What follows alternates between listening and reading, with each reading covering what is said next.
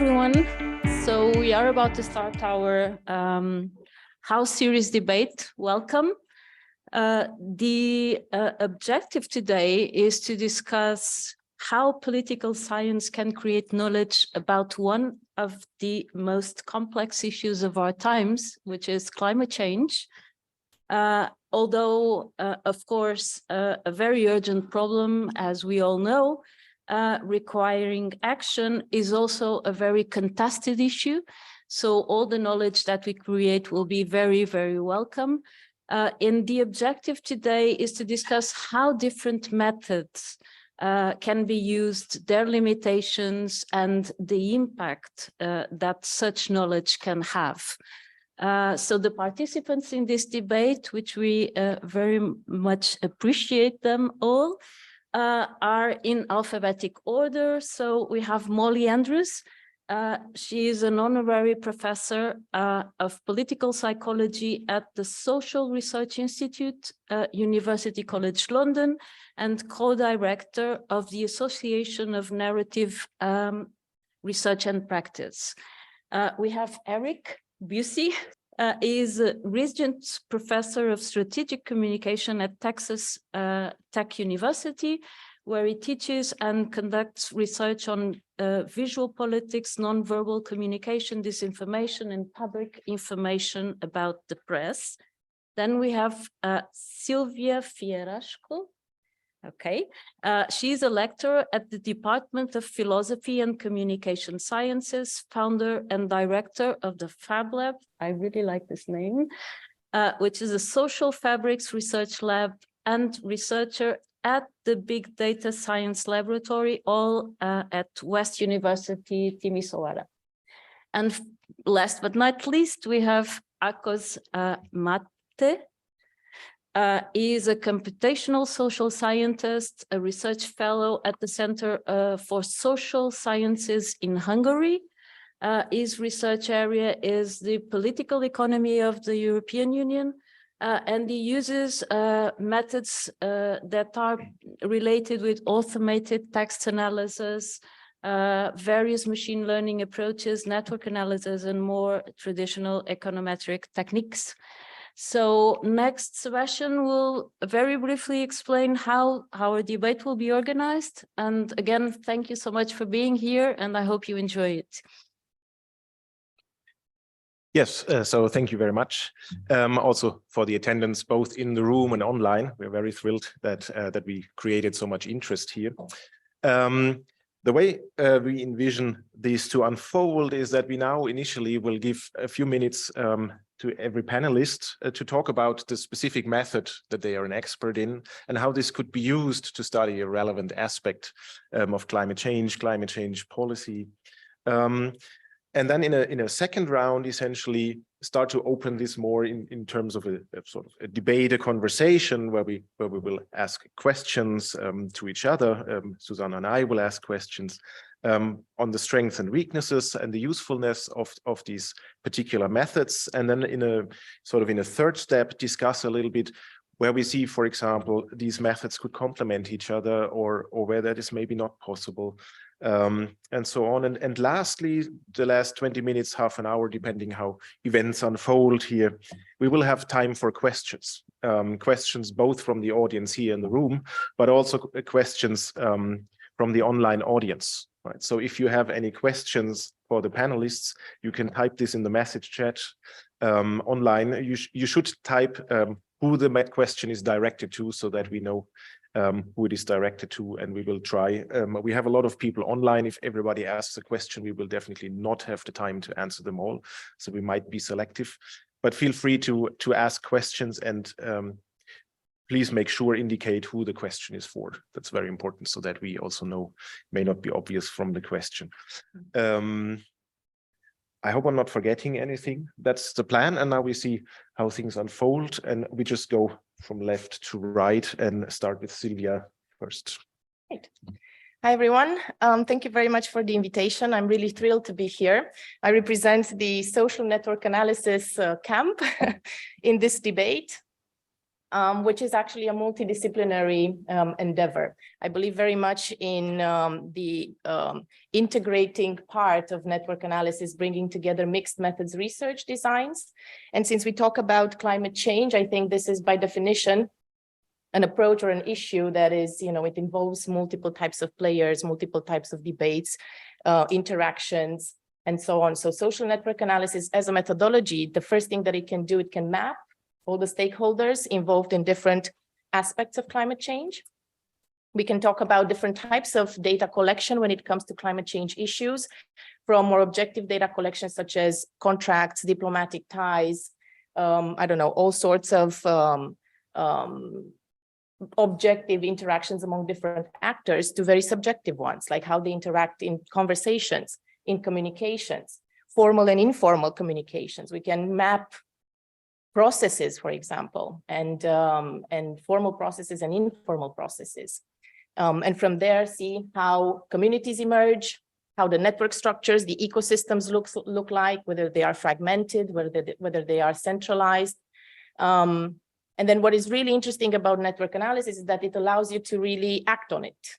So, ask yourself, so what do we do with the insights and the inference that we draw from these networks? Is that we can actually talk with different or work with different stakeholders in order to mobilize, in order to bridge, in order to influence in different ways the debates and the conversation and the alliances, or perhaps the way people come together in order to solve different issues.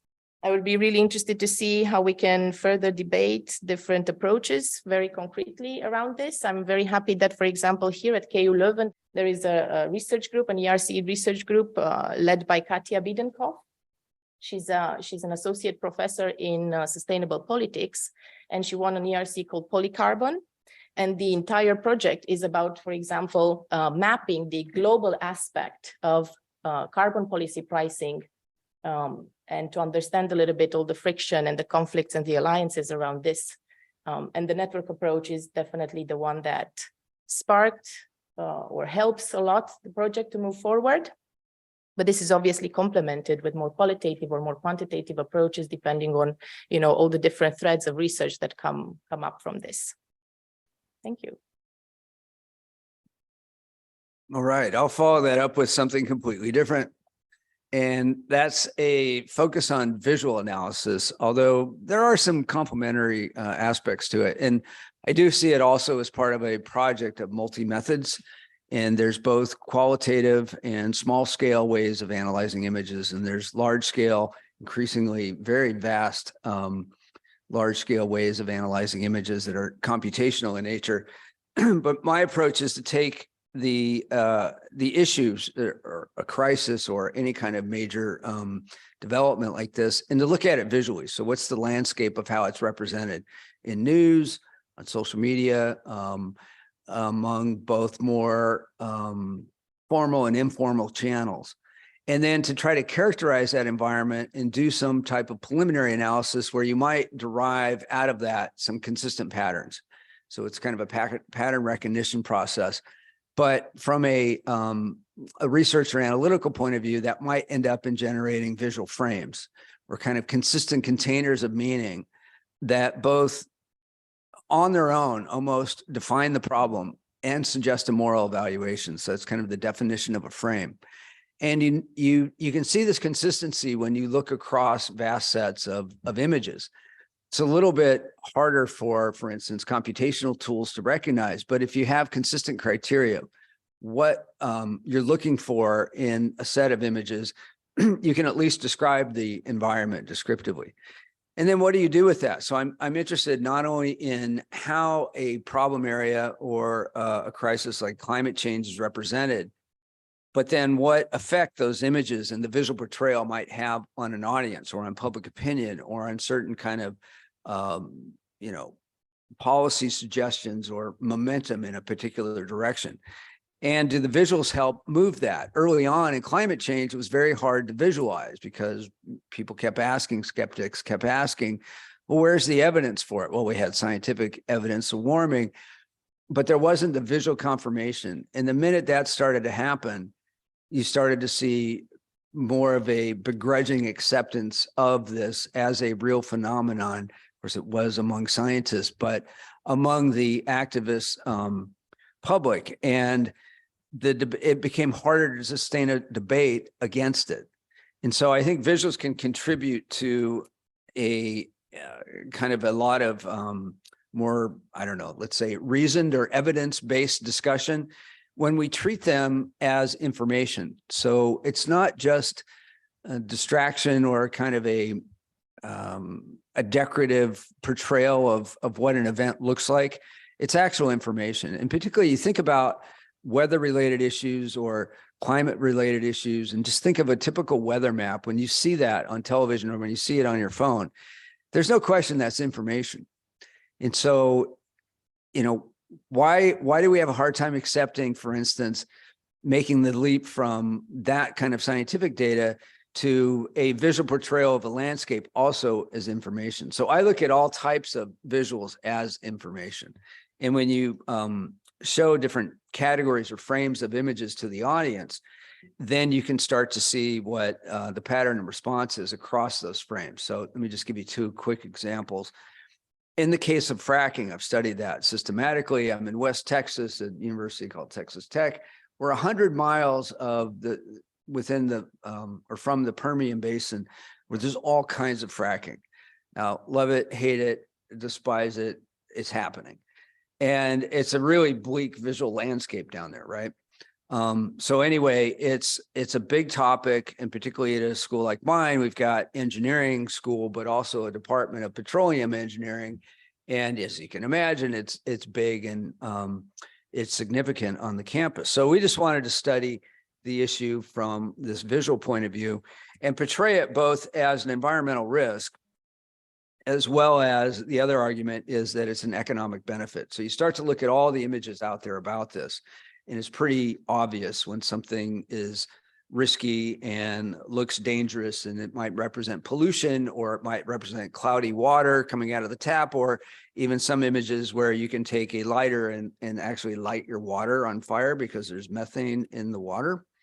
And then you can look at the economic benefit images, which are, you know, hard hats working at a drilling site, or an issue of pump jacks out in the field. And you can kind of romanticize that a little bit, which is what the industry does, with, say, a nice sunset in the background. And then this evokes like, oh, we've got economic opportunity, and we've got energy independence. And these are different ways that the issue is portrayed, but also the way people look at it. So in addition to the image, you need to complicate or refine the analysis based on where the viewer is coming into the equation. Does the viewer support this already? Do they oppose it? Or are their attitudes towards it not even defined? And so it's important to take not only the visual landscape, but the viewers, or, you know, kind of the audience perspective on this as well. And acknowledge that in a lot of fraught issues, people haven't read up on it completely. They don't have direct experience with it. They haven't formed a very crystallized opinion of it. So they're undecided. And when you show these images, whether they're economic benefit or environmental risk, to supporters or undecideds, you get big noticeable differences. And when you show it to the mass of people in the middle, which in our surveying of it, most people are undecided, at least in the US, you get a much more mixed portrait. They see positive and negatives, they see ambiguity, they see uncertainty, they ask questions, they're not sure what it represents. And so it's a very interesting process to look at it visually. If you consider visuals as information, but also containers of meaning, and then show different viewers who already have a stance or haven't made up their mind yet on the issue. So that's where I'm coming at something like this from.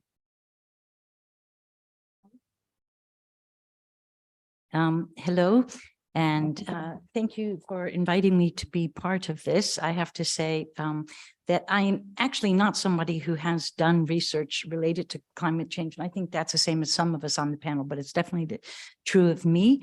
And I wanted also to say that when I was asked to speak about, my methodology, I wasn't quite sure which one that was. So I want to say, to start out with, that for me, although the course that I'm teaching here is called Political Narratives, and thank you to my class who I see right there.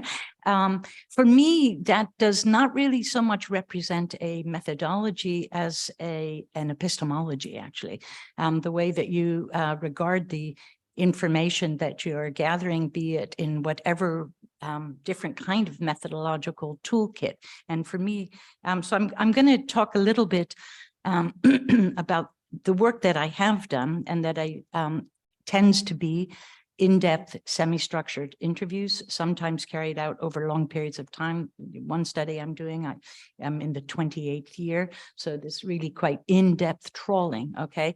And it is for sure a narrative project, but it's not so because of the methodology, but because the way that I regard what I'm being told over time.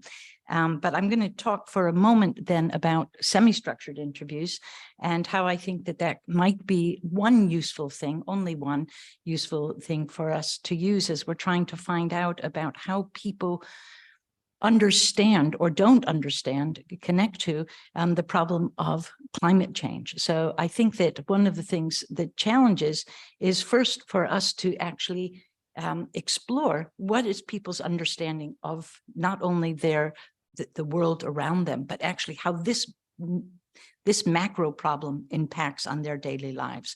So Susana, I thought very helpfully introduced this session by actually talking about not only the knowledge acquisition, but also the possibility of action.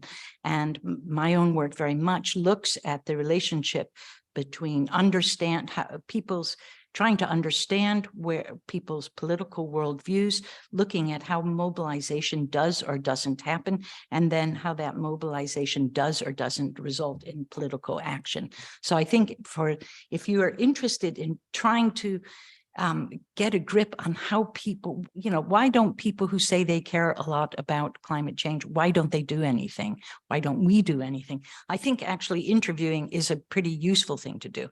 But you could also, so if you think about different sets of people who you could interview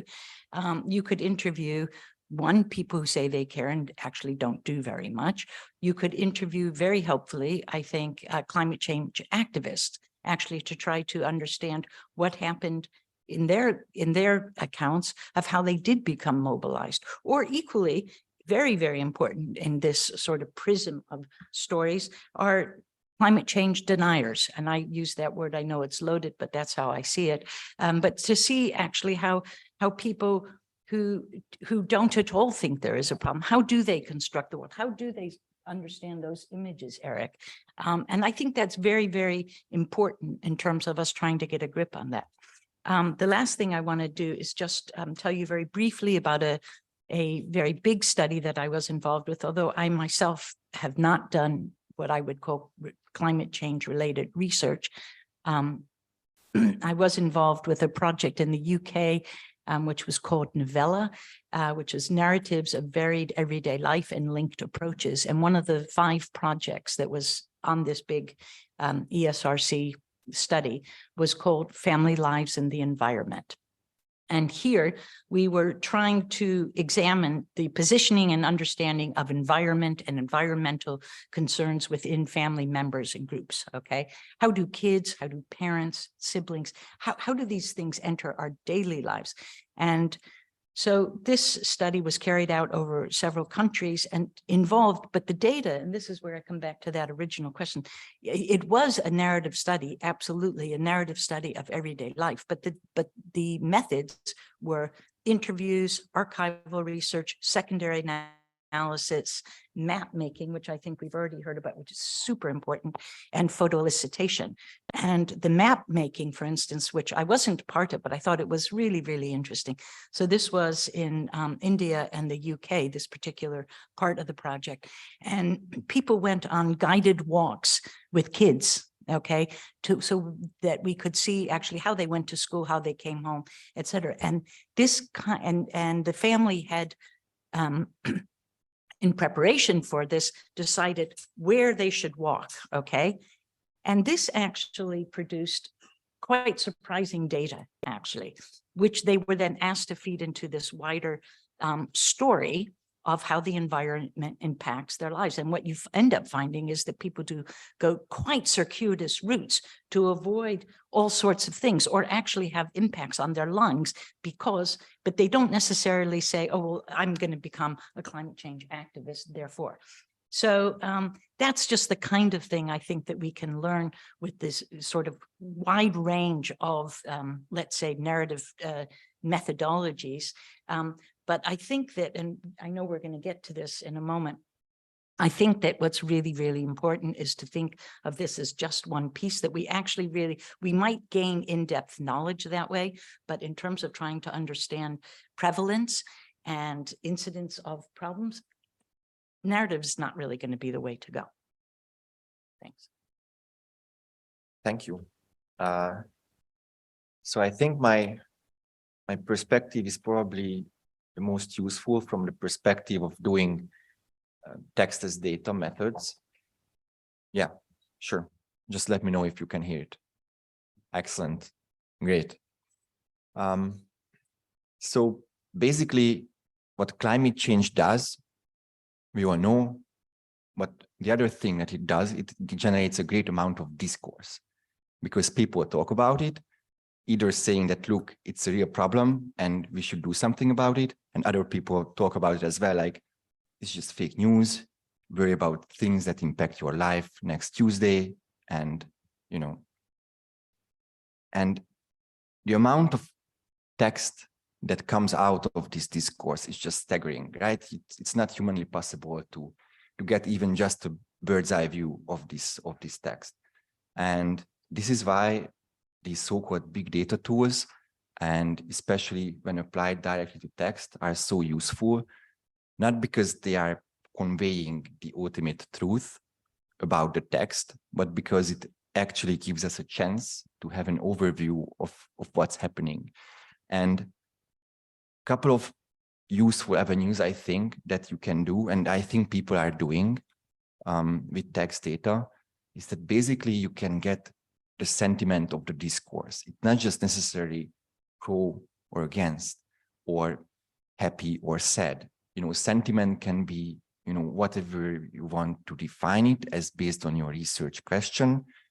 And computer models can give you, well, a number, a likelihood, like how likely that this text is, you know, pro climate change or against climate change. And in this way, you know, you can actually get a feel for how people think about this, how policymakers think about this, because you can have data from social media, where as of today, I think Twitter's API is paywalled and Facebook's has been paywalled for quite years now. But there are ways to get, legal ways to get social media data, but you have to pay for it. But, you know, people talk on the news, politicians talk in parliament.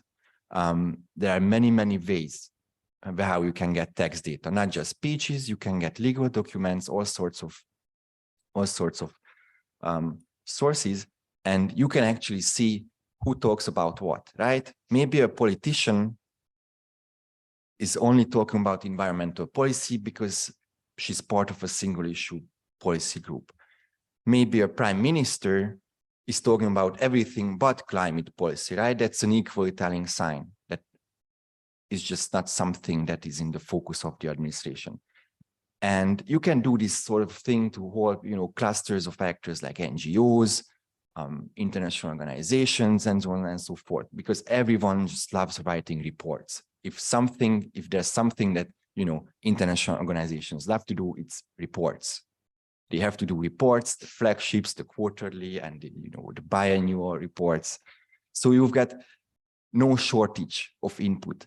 And to match this, you know, torrent of text, the other thing is that recently, in the past 5-ish years, there's been a revolution in the natural language processing field. And the most recent manifestation of that you might be aware is this ChatGPT, which is effectively a large language model, which was specifically made for this, chatbot function. But these large language models, many of these are open source and accessible by scholars as well. They can be used to identify policy topics in documents. So this is actually a project that I'm working on this is called this Comparative Agenda Project. And they have these 20 policy categories, and you can train a model. And if it sees, I don't know, a sentence from Biden's State of the Union, it can say whether that sentence is nothing, it has no policy content, or it refers to environmental policy, macroeconomic policy, and so on and so forth. So you can actually get a feel of how, I don't know, a US president sees the policy space. What are the important parts that he highlights and what are non-important parts? And I think, so this method has also some connection to the network science part, and this is where I would like to close, that you can see how similar actors are, how similar the message different actors are saying. And then from this similarity, you can actually construct a network, right? So you put together similar actors, and this similarity will be another part of the network. And then this is probably one of the parts where you can join together these two methods. And well, I'm looking forward to a discussion. Yes, thank you very much, everyone, so far for the insights. It's really interesting to hear these different perspectives, different methods, and what aspects they might be useful for highlighting or studying. I now have a provocative question for you. Maybe Molly already went a little bit in this direction, but if you had to name one, what would be the biggest limitation of the method that you're using? I think we can also take one of the questions that we have here in chat for Molly. So, and it links well with the limitations issue. So basically it's how many semi-structured interviews is enough? In other words, how can we define and justify the scope of study based on interviews? So I think this links quite well with the limitations. I think, let's put a quantitative question to a deeply qualitative person. It's really interesting because when I was a PhD student about 506 years ago, put the number on it, I remember having to fight very hard to have a very small number of people in my study. Ultimately, I spent 3 years talking to 15 people. And but one person who seemed to understand what I was doing, he took me out for lunch. He was a professor in the department. And he was one person who really got what I was trying to do. And he turned to me and he said, it's interesting because when somebody's going to write a biography, nobody turns around and says, why aren't you writing two? Okay. And I thought, okay, that's a really interesting answer because I want to go in the direction of Blake's, seeing the universe in a grain of sand, that if what work like mine tries to do is to understand in a very in-depth way the intersectional complexity of human identity and our relationship to subsequent action or inaction. Ultimately, I'm a political psychologist. So to me, it's really not about numbers. And that's why I absolutely think we actually need these different kinds of materials together because it's really just not about prevalence.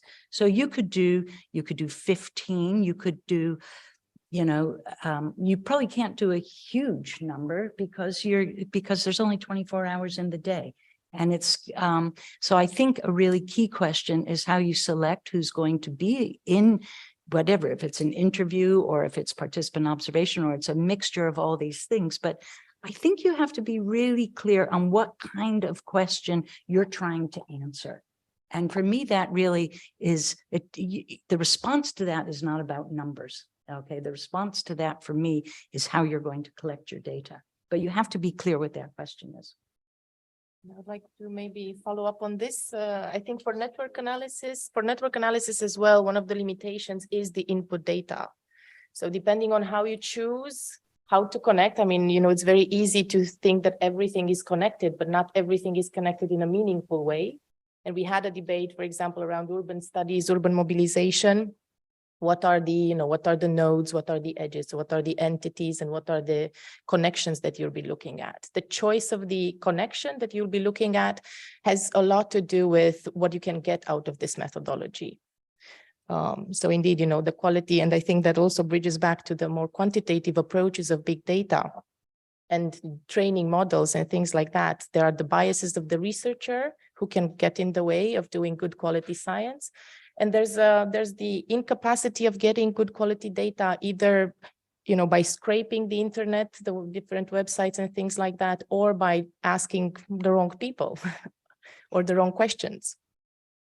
Other than that, the methodology itself, I think, is pretty powerful, as long as we know how to design the entire data collection well, and the analysis itself, how to follow up different procedures. Should I go? Okay. My method doesn't have any limitations. No. This is going to sound odd, but the limitation is that the image has to contend with the word. At least academics and policymakers want it to. And so this is a debate I have a lot with reviewers when I want to study the image, not the policy discussion around it, or the image absent a caption telling you what to think about it, or the image not in the context of a visual meme, which completely radicalizes or distorts what the meaning of the image is, or misappropriates the image and puts it in the wrong context. And so we have difficulty in analysis getting away from words. And of course, I traffic in words, and I write in words, and I started out as a reporter, and then I realized visuals were probably more important as information carriers. So the way we process information visually is much more intuitive and naturally. We're constantly forming opinions and evaluations and emotional responses to it, but we're not always fully aware of it. So it becomes a very big challenge then to demonstrate those effects and the information effects, and to try to give visuals their due as containers of meaning. The other thing I would say is there's a tendency, and this is true for text as well as imagery, is that you never want your research, if you're doing particularly academic research, but anything that's going to have real staying power, to be completely atheoretical. So there's great repositories of text and now images online. What do you do with that? And what determines how you narrow down your models and how you design your studies and what conclusions that you draw? So you should be working with a theory, because it's a conceptual framework that allows prediction, but really gives structure to what you're analyzing. And so it's important to read broadly, not just on the empirical kind of analysis side, and that could be qualitative, that can be quantitative, but also theoretically. So what are you approaching? How are you positioning your studies in relation to this? And so just today I was talking about my workshop, priming theory, and priming says that the issues that are noticeable and important and recently breaking, so for instance, earthquake in Turkey, or events in Ukraine, or things that are consequential and hard to ignore, will then shape the valuations of leaders who respond to them. Now, to me, this is a visual problem, because we learn about issues in large part visually, and then the leader has to come out, or some policy advocate or spokesperson for even a company or organization has to come out and usually make a comment about it. But how that exchange happens is closely evaluated. So priming explains that, because the criteria of evaluation of the spokesperson or the leader is very much influenced by what the context of the event is. So it needs to be contextualized but theorized, and then form your predictions and what you're actually trying to demonstrate.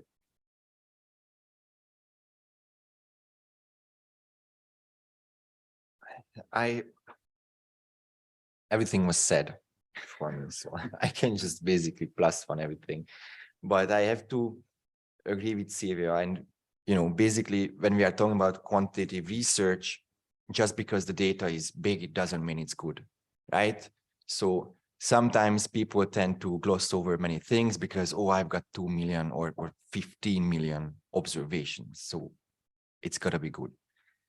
I'm sorry, that's not the case. It's still, you know, garbage in, garbage out. So you have to have good data. Without good data, you will have biased models. And it's not just for climate change or climate science. I mean, in the US, for example, you have these predictive policing initiatives where you have training data, but the training data itself is biased, right? So if you live under a certain zip code, no matter who you are, just by virtue of living under a certain zip code, the system will flag you as a person more likely to be, you know, a perpetrator or a victim. This is, you know, and this is not rooted in any sort of personalized information about you. It's just the zip code because the, you know, the training data is biased. So this is something that many people just gloss over because it's very convenient, you know, just ignorance is bliss. But this leads to trouble, right? The more applied, the more policy relevant your research is. For example, this predictive policing, it's causing real harm in the US and in places where it's applied. You know, it's the same thing with climate policy. If you can get reliable research out, it will cause harm. First, you know, maybe people use it to counteract policy. Maybe your actual policy advice will be bad. So, you know, just be safe on the data. I think that's the most important part when you're doing quantitative things. And finally, it's just a tool. So I think many people who are really into one sort of methodology, for example, when I was doing networks, I was seeing networks everywhere. When you are doing natural language processing, you are seeing text everywhere. And if all you have is a hammer, you know, you're going to just want to have nails in your way. And it's not how research should work. So I also have it that it's just a tool. So its usefulness depends on the actual questions that you're applying it to. So I guess neither networks or natural language processing or visual narratives are a single silver bullet to a solution. I would perhaps add that one aspect that is really important, I think, in all of the methods that we're doing are the ethical issues involved with that. I mean, imagine a network is like a map, but much more sensitive when it comes to what kind of data you collect and how you show the entities being connected to one another. You can use that for good, or you can use it for harm. And once you give that to policymakers, police, or you know, other types of entities, they can act with it and they will find a justification to use it for their own purposes. So being mindful of the ethical aspects involved in, you know, interviews, visual analysis, big data, network analysis, I think that's absolutely critical. And yeah, the more applied your methods, the more they have a social impact, I think the more we should discuss and be critically assessing how we deliver the results back from the analyses. Because one way is to be very transparent about everything, but that could actually create harm. So then it's again in the responsibility of the researcher of how you communicate that back to the public or to the public or to the policy entity in order to protect the identity of certain individuals, let's say, or in order to not create further damage. Yeah, I've got a follow up to that. So in the fracking study, you know, I wouldn't say there was pressure to do industry related research, but I remember when we submitted the article to a journal, it felt like the reviewers were probably from the UK and had a definite point of view about whether this was good or bad. And the journal was environmental communication, so they were pro-environment. We get it. And even a phrase or a term that seemed a little bit pro-industry was taken to mean that we were just doing research for the industry, and that if we were going to come up with insights about what was working and what was not working visually, did we really want to publish this because it could just be turned around and used for the industry? And my perspective is, first of all, this had nothing to do with the industry. My personal view is I don't like it, but I understand why people do it. You know, I'm probably not going to have an effect on it, but I want people to understand the public opinion environment in which the debate is playing out. And so as researchers, regardless of methodology, you do need to detach yourself from partisanship or activism. And this becomes an issue with certain kinds of research, right? And, you know, the more you're doing things, for instance, in the health space or the environmental space or in the social justice space or the humanitarian relief space, it's hard not to have a commitment and it's hard to maintain that neutrality. But I think as a researcher, you have to, this is why an emphasis on methods is so important, is you have to adhere and be true to your method and be open about how you've done it and to make that publicly available, and even increasingly to share your data sets, which is a new kind of phenomenon. And I think that way people can see that you came to reasonable and logical conclusions based on the data that you were looking at, and not to get too caught up in what your own commitments are.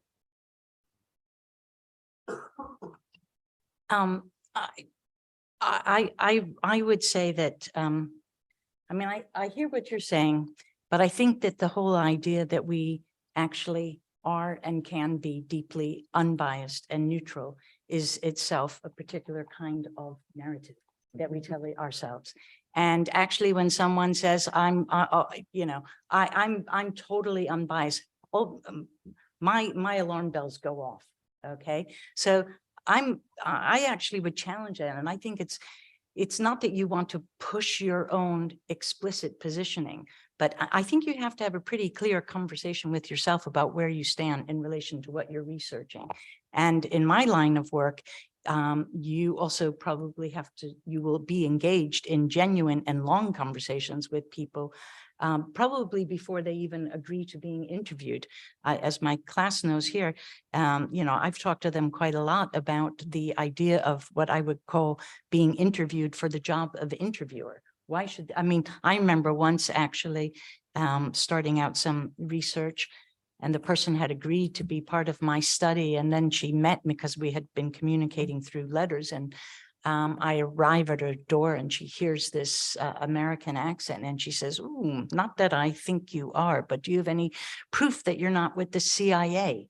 Now, imagine if I say, "Well, you know, I'm very, it was a really interesting, fair enough question." Okay. If I had just said, "I don't want to disclose whether or not I am and how I regard that question," you know, I mean, that research would never have happened. And fair enough. I think people, it's really understandable why they might want to know how you sit in not necessarily that you are pushing your own viewpoint, but you are a human being talking with other human beings. And I think it is more realistic to actually be clear to yourself and then also perhaps to others about what I call research and desire. What is it? Why is it that you are drawn to doing a particular kind of research, rather than, from my point of view, feigning a unbiased objectivity? If I may just relate it to network analysis, this actually is a very interesting point. When you design your research methodology, how do you overcome the biases of just getting focused on a certain level of analysis? So with networks, you can analyze the ecosystem level, the community level, and the actor level. Now, what we usually are drawn to is the actor level, because that gives us familiarity, or we are, you know, objectively speaking, we are interested in understanding who are the most influential actors, let's say in a policy debate or something like that.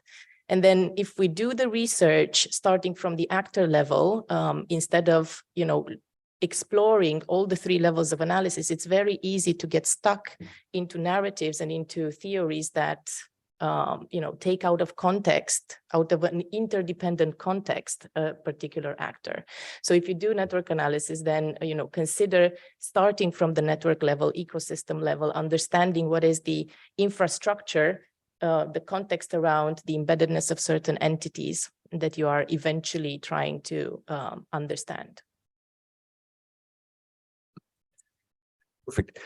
Thank you so far. I would like to take a few minutes to think about how we maybe can make these approaches work together, or some of these approaches at least. And I have sort of a random thought in my head where I'm thinking, for example, the ideas behind visual analysis, right? So we're interested in climate change and how climate change is visually represented, say pictures in, as I understand it, for example, in newspapers or in the TV and so on. What is transmitted there? Do we see, for example, do we see people losing their homes in the flood in Pakistan, or do we see refugees with sort of the implication that they're now all going to come to us and they will want something from us, right? There's very different ways of framing the same problem, kind of.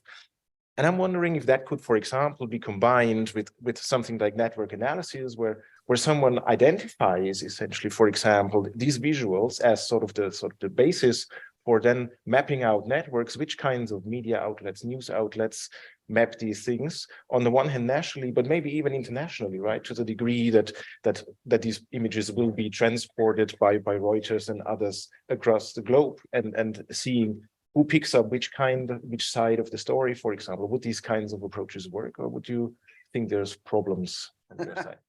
I don't know. The only concern I would have is, I think they would work. I think the only concern I would have is that if you start out with a word-based platform, it tends to take over the project, and that visuals become window dressing. But I would say that in a network paradigm, or even in an intensive narrative paradigm, they're rich context for understanding first, what is the flow of imagery, say across social media platforms, and how is that associated with the discourse of a particular debate? And then what are the networks of kind of information flow, but of association and of repeated kind of, tweets and posts. And so part of a group I'm in, Social Media and Democracy, we track a lot of this. And so it's not always an either or, but I think it's important to try to give your information containers importance and priority. The other thing is computation. We could bring that in as well. And increasingly, I mean, we've known for a long time that text can be mined in a large scale way. Well, now visuals can too, through a new field called computer vision. And it's increasingly coming into the policy arena. And we can learn a lot from large scale image analysis as well. And so fundamentally, if you're thinking about sharing, if you think about how audiences are constructing meaning, or you're thinking out the broader information flows, I think we could incorporate all of our methods. Absolutely.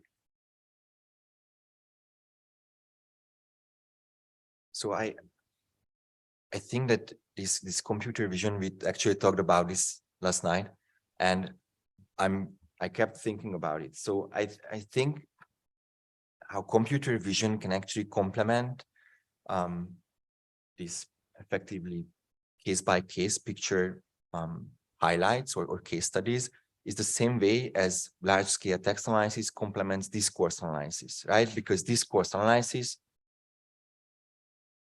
aims for the same thing as large-scale text analysis, but because human resources are finite, you cannot review the internet. You can only, review like the correspondence between two authors, for example, or editorials of the New York Times in every second week or something like that. And so I think, for example, computer vision is similarly, it's being revolutionized with this new AI. I think it's stretching the concept. But these models, and they can be used for the same thing. What's in the picture? Are people, happy, sad, agitated, standing, sitting? So all this sort of stuff you can get with some degree of probability. So of course you will always need a human to just look at the picture, like, is this a dog or is this something else? Because sometimes the model is, garbage in, garbage out. If you don't have good data, then the model will have no idea. But I think that's one possible, synergy in the future. And everything can be a network. So that's this is why doing networks is so fortunate, right? Because you just need to figure out what connects the two actors. And if it's speaking on the same topic, then you can combine text and networks. Absolutely. That's what I wanted to say. The image analysis, it can, you can create a network out of how the actors showing different images connect to one another. You can connect it to the text analysis, how different, keywords co-occur in speeches. You can connect it with discourse, how different players, actors have similar or dissimilar types of speeches using, the analysis of the text. Yeah, I mean, I think, from my point of view, network analysis is part of a research agenda, in the sense that, you need to be practical for your PhD thesis or for your next paper, focus on something, but eventually you can always, use, for example, network analysis in a quantitative way to extract large amounts of data and see how things are connected, and then complement that with interviews or more qualitative data. Or you can start with more qualitative methods in order to understand what is relevant to map out. There's really a complementarity of this. So as long as you have a clear objective with it, eventually, for example, I have never worked in a project that didn't have a network angle to it. To almost any research project, especially the more complex the issue you are looking at, the more how we are connected is an important and relevant question. Not only how we are connected, but things like cooperation, contestation, connectivity, influence, popularity, brokerage. All of these concepts are inherently networked concepts. And to think about political science or social sciences without thinking about how things are connected, I think it's pretty limiting in terms of what we can achieve. Of course, for your research papers, you need to start somewhere, but eventually you will end up asking yourself the questions, how are things connected? Just two quick comments. I think one sort of quite obvious combination, actually, to go back to Erik, is really visuals and narrative. And in fact, visual narratives is one of the more sort of blossoming areas of narrative research. And as I mentioned in that other project earlier, we used a lot of photo elicitation. But I think you picked up on something that's really important, which is to make sure that actually the words don't dominate what is happening in the image, okay? And I think that there's a lot more work that needs to be done in that way. So I just think we need to think through that more. And also, just to build on what Akos was saying, I think what you were saying about garbage in, garbage out, and that we really have to pay attention. This is also, I'm sure it's true for all of us, but for me, it's not like, that's absolutely what's critical. You can't actually, that's why I started out by saying, the important thing is to be clear about what question you think you're asking and what tool is appropriate for that, and to actually test that tool and to be very precise about it. One of the things that people sometimes do with narrative research, not always, but sometimes, it's like they think anything goes, and it's not that case, okay? And to try and say, yeah, we're talking about stories, but actually, because they are so much part of everyday life, we need even that much more rigor to be clear what we are and are not talking about. So I absolutely want to, underline that in the importance for me as well. Thank you.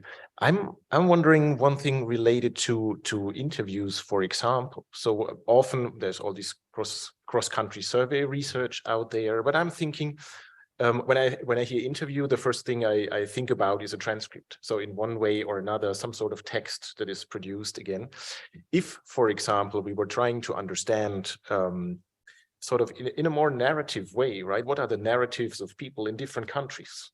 Maybe even in different languages. There's nowadays a bit more development trying to figure out how to develop tools that can deal with different languages, right? And make this to some degree computable, so to say. Do you think there would be, both of you, maybe Akos and Molly, there might be a way to capture things like a narrative in a quantitative way, or using quantitative tools, or is that sort of an impossibility? I'm gonna give you the worst possible answer, that it depends, right? It depends on how you define the narrative. If you define the narrative as, you have a set categories of topics that form the narrative, then you can track the narrative in a quantitative way. But I would say that this sounds very limiting to a lot of people doing narrative research, right? Because you can't have, but if you have this research view or view of the world, that there are a set number of topics and which I'm interested in, then I think in this way, yes, you can absolutely track the narrative. And all these recent large language models, so some of those are multilingual, which means that the model effectively has training data from usually 100, 110 languages. It's still not all the languages of the world, but better than just the English resource. So research now focuses on these low resource languages as well. So you don't necessarily have to translate everything to English for your model to be able to understand it. So in this regards, I think these large language models are a great force equalizer for people doing research on low resource languages, and not necessarily even, Eastern Europe, but Sub-Saharan Africa. It's a godsend to people doing, quantitative stuff with text, working on languages that the mainstream is not really interested in. I guess my first reaction to that, I mean, I would always like to say that I think different approaches should be put side by side. I just think you widen the picture. That's my inclination. The specific thing about transcripts, I think there's a lot of debate, because for me, the key question is, what kind of object do you think the transcript is? And how alive is that transcript? And people have different takes on that. But for me personally, and some people here might sort of gasp at this, but for me, I'm quite happy if I send a transcript back to somebody and they want to change stuff. I'm like, that's fine. Because I see my job as just trying to explore in-depth meaning making in process. Okay. So if somebody comes back and says, I see I said this, but in fact, I'd like to elaborate on this way or whatever. And the idea that this is dynamic, it's temporally dynamic, but it also goes across space and time. And actually the challenge for a narrative political psychologist like myself is really to capture that complexity. So my concern would be exactly yours, Akos, which is that if that is what you see yourself doing, and I'm not saying that is what one should be doing, but that's the kind of work that, for instance, I tend to do, then you're really flattening all that difference. Then I'd be saying, well, why are you using that narrative methodology? Because it's probably the wrong tool in this case. So. Oh, I mean, that's interesting and important, right? I mean, I was just trying to see, discussing, right? I'm not saying this is how things should be done. I was just trying to creatively combine things and trying to figure out whether the experts say this makes sense or not, right? Which is interesting, right? But I think we now have also still about 20-25 minutes, and so we still have some time for some questions. On the one hand, there's questions here online, but are there any questions from the audience here? Anything you would like to know? Ask the panelists, anything more specific? Yeah, so we heard a lot of different perspectives, and I think the conversation is going in a very nice and positive way in terms of what is useful in all the approaches, how can you combine them? But what I love to know is we also heard differences, where's the real differences between the perspectives, because we heard say okay, is there ultimate truth in text and or images and or narratives? So where's the...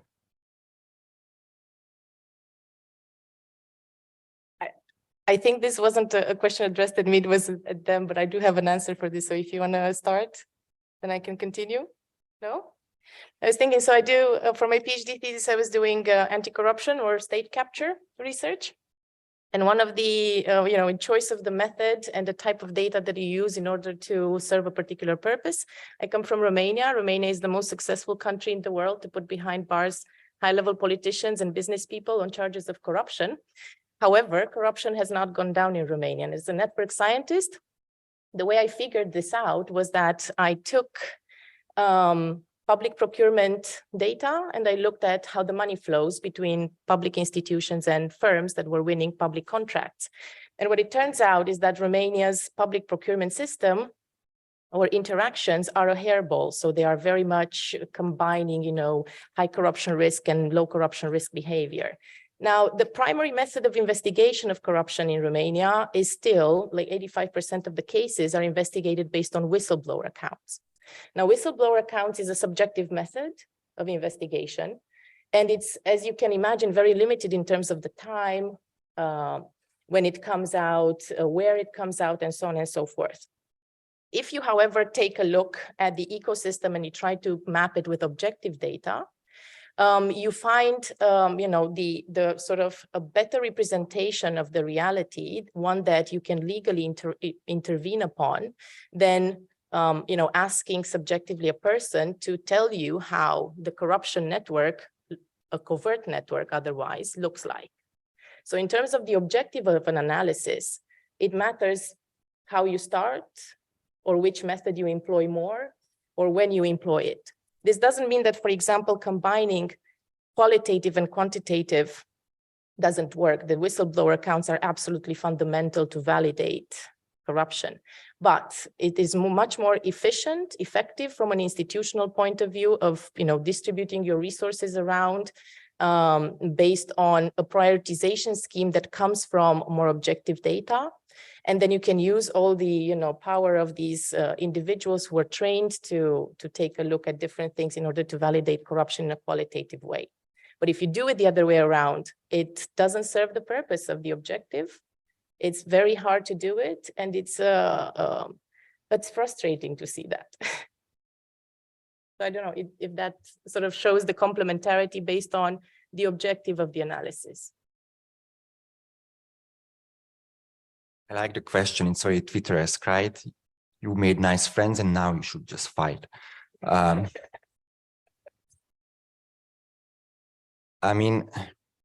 this is also the age-old debate, right?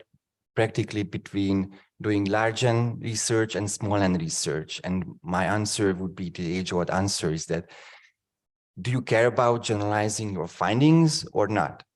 If you care about, having a finding that can be generalized across a range of countries, cases, time, space, whatever, then probably large-N research gives you more substantive ground to stand on, right? Just by virtue of having a larger sample. Maybe with the big data approach, you might even have population data. Maybe. And that means that your findings might be more general. Whereas if you are doing these very deep dives, very focused case studies, then your findings might not travel. But should they? So that's also a question that you need to ask. And even some large databases, people claim that this generalizes. I'm still not convinced every single time that this is the case. But if I would be pressed to name what is the biggest division between these approaches, probably this would be it. That one is more artisanal and the other is more industrial in a sense, and with all the goods and bads that entails.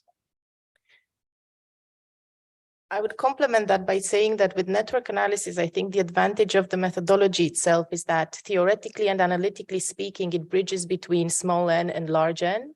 So you can do, network analysis without losing the power of the numbers, the representative numbers, because the focus is on identifying the mechanism that replicates interaction types. And then whether you talk about a network of 3 people or 3 entities, states, or a network of millions, you still have the theoretical justification and the analytical power to generalize, because the focus is not on the variables or the attributes of the entities, but the mechanisms that make those interactions happen. Again, I think it really goes back to the importance of being clear about what you're trying to find out about. And I think that if you are talking about, for instance, in my work, doing deep interviews over 28 years with a small group of people, to talk about prevalence would be absolutely ridiculous, okay? That's not what I'm trying to understand at all. And I just think that it's not, yeah, I mean, I think we can be friends because we're trying to find out different things, you know? And I think if you're going into an, an election and you're trying to find out about, predicted voter behavior, I'm actually not super interested in the deep dive of why a person is going to vote this way or that. I'm much more interested in prevalence. So I think that I kind of think that we don't stand back enough and think which tool is appropriate given the thing that we are interested in. Yeah, one thing I would add just as a follow-up to that is that depending on the method, sometimes there's almost a demand that the method has on your attention and your focus. So when you do network analysis, when you do large scale computational analysis, when you do something like psychophysiology or probably narrative analysis, like you really need to be in that space. And that becomes your primary mechanism or your primary vehicle for understanding your research questions. I tend to be very methods agnostic.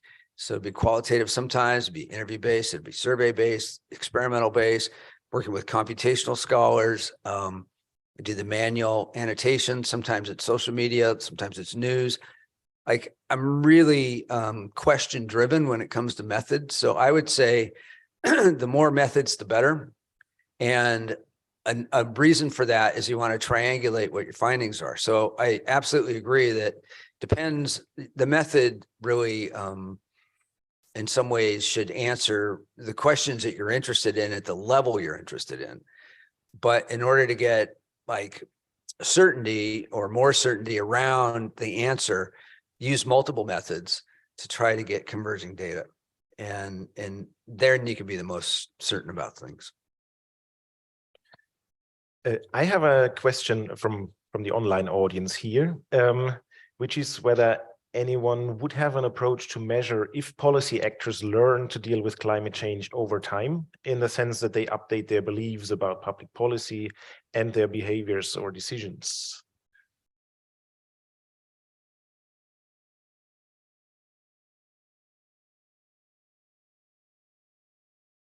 All right, I can go first.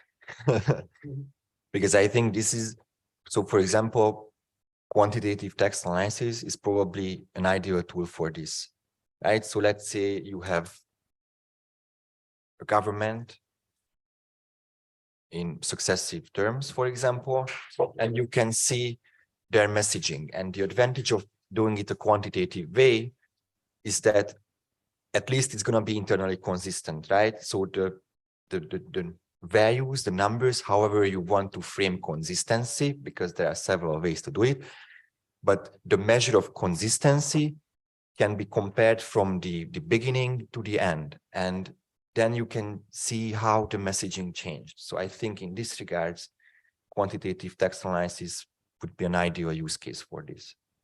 Even so, sorry, this doesn't have to be millions of speeches, right? So this even works for a single prime minister over 4 years. And she speaks about this stuff like 100 times or 10 times, that's okay. Even you just need 2 documents, right? At the least, to see if there's a difference between them. So it doesn't have to be big data for it to work with text analysis necessarily. I guess that you can do that also with longitudinal network analysis and try to look at opinion change over time and the pressures that come from other entities that one interacts with. There are, of course, theories that come from psychology mostly around what it means to be, surrounding yourself with different kinds of discourses, for example, or different kinds of pressures that can influence the way you act, the way your attitudes, your behaviors towards certain issues.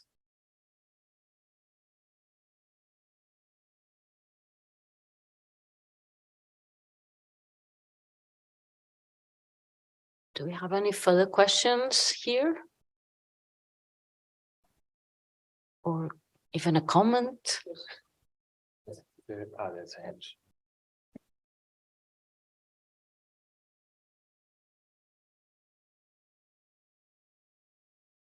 So this is mostly directed towards Akash, I believe.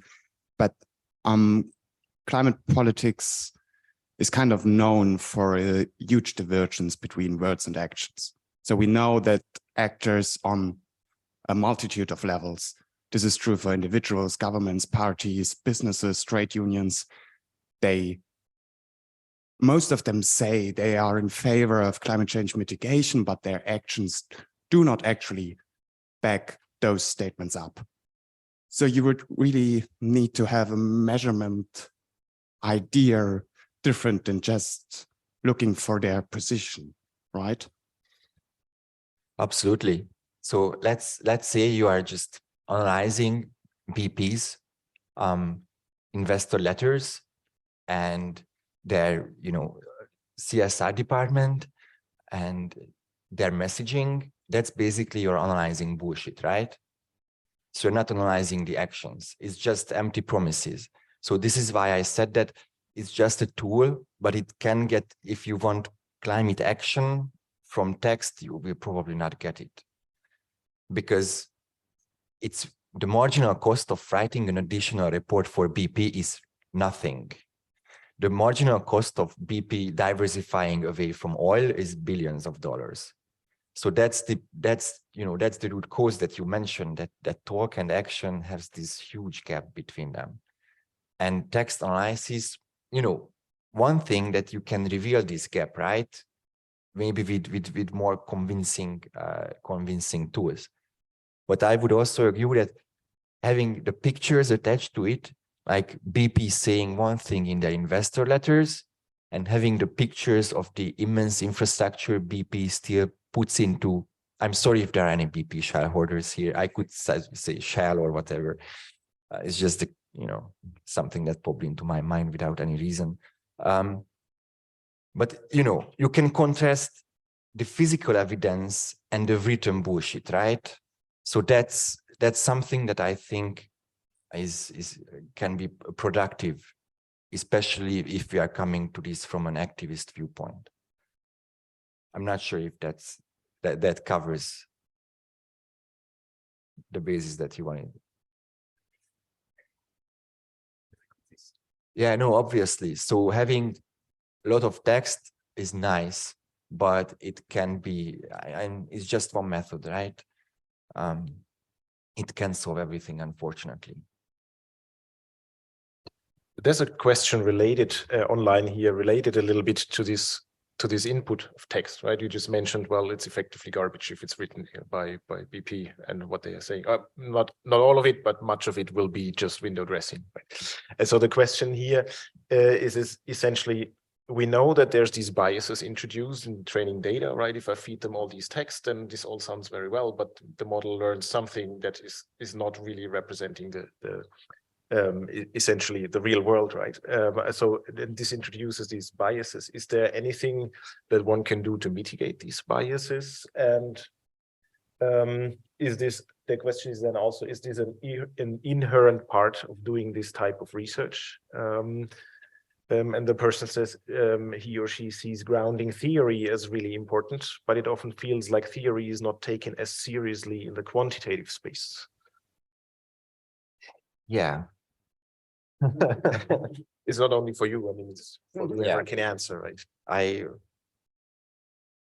just cherry picked then. So the training data issue, because that's a real thing, and this is a very current research agenda, especially in the machine learning and deep learning spaces. That how can you have good training data and people are still figuring it out? And unfortunately, so there's a disconnect. So there's this new field, emerging field called AI ethics, which is concerned with questions like this precisely, like how can I have a model that's not gonna be racist, to put it very bluntly? Because usually the training data is racist because humanity has a long history of being racist, right? So everything we produced reflects that part of humanity. And if you have that as part of the model, then that's what you're going to get out of the model. So for example, how can you have non-biased training data is really, really tough, because the amount of data that goes into these models is in the gigabytes of texts. So that's the whole of Wikipedia, the whole of, some proprietary text, some open source text or freely available, but it's immense. So it's not really feasible for someone to go through and say that, okay, probably Reddit shouldn't be in here or 4chan shouldn't be in here.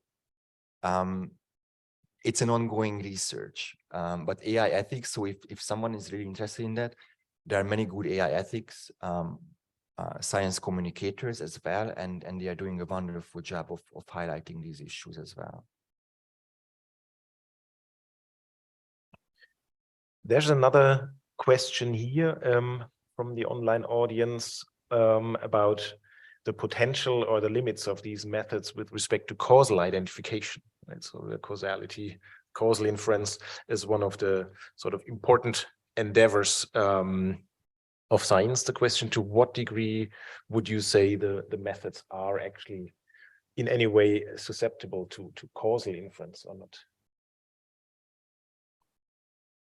I'm going to say something real quick. It's very important to isolate what you're actually interested in studying, as opposed to studying a very complex system or, set of data or images or even text, and looking at everything all at once.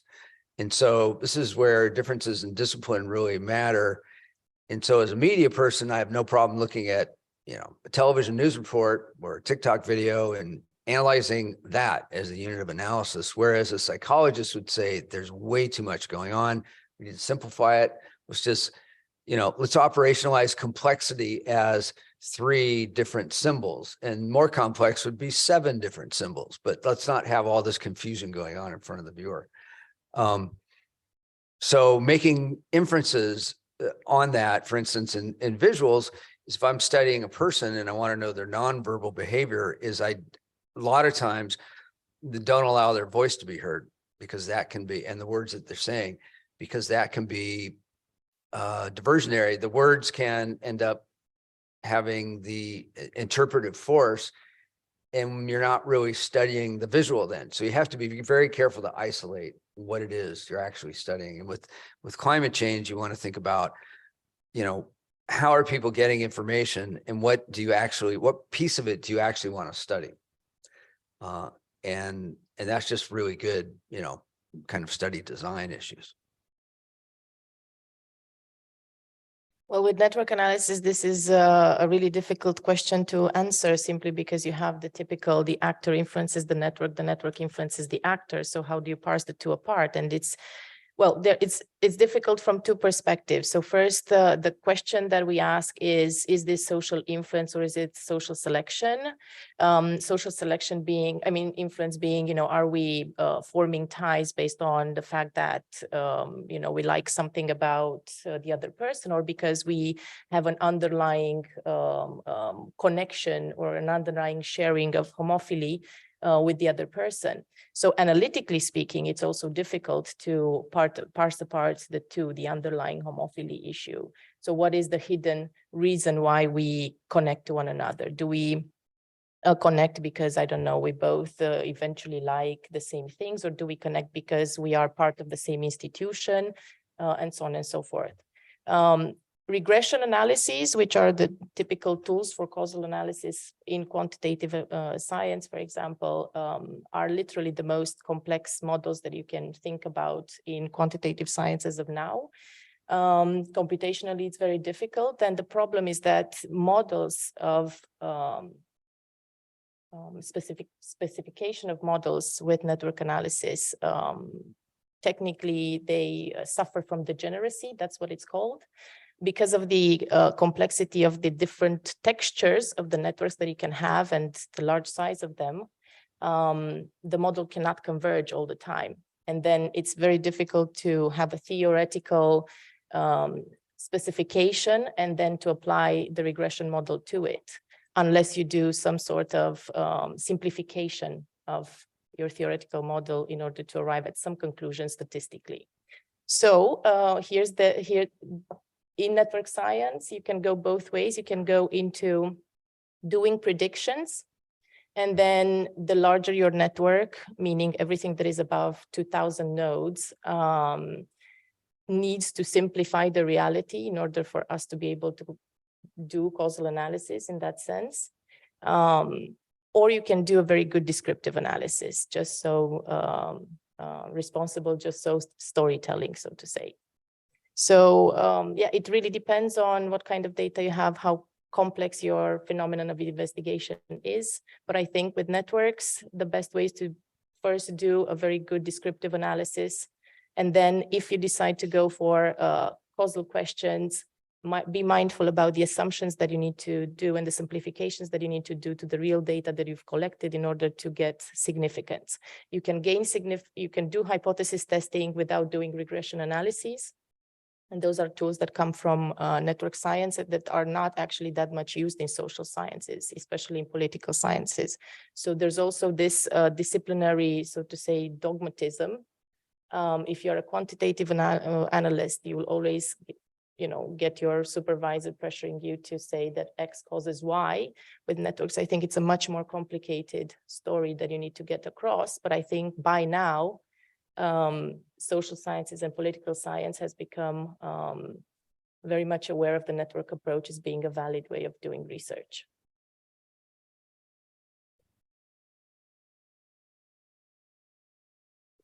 So thank you very much. And thank you very much, all of you, for being here. I think we now have a perfect landing. It's now 1:29, so we're going to wrap this up. I want to thank you, all the panelists, again for joining us. I want to thank you for joining us in the audience, both online and here in the room. I hope you all had a great time, enjoyed yourselves and learned something useful. I certainly did. If you did so, let me know. Also, if you didn't like it, you can also let me know. For those of you who are still attending the winter school, sorry, I hope you enjoy the rest of your classes and have a good time here. And for all the others, have a good rest of your day and week. And I hope to see you at some point in person for a similar event like that. Thank you very much.